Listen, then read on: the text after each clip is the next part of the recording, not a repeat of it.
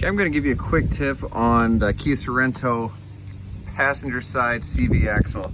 If you are having a tough time getting this out, I'm going to kind of show you what I did. So it's stuck in there. Obviously it's a little bit different. That shaft goes inside of there.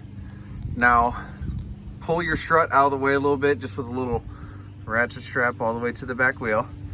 Now that thing was not budging, hammering it, doing anything. I actually hooked up a rope to it, you know, with another little loop, and I hooked it to my truck over there with a ratchet strap to try to put some tension on it.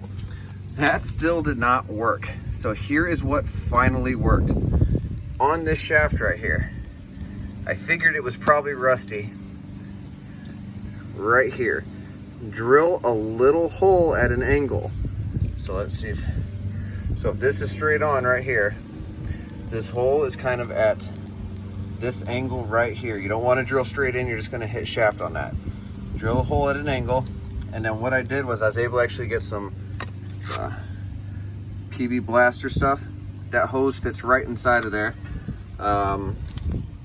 Squirt some of that in there. I was hoping it was just going to lubricate it, just so that ring would slide a little bit better, but once I hit it, you could see a bunch of rust all pop out at the same time.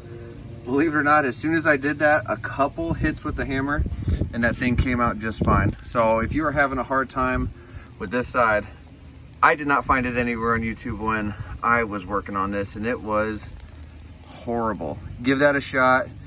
Make sure you just don't go so deep that you're drilling into that little shaft right there. You just want an angle so you can hit it. Good luck, everyone.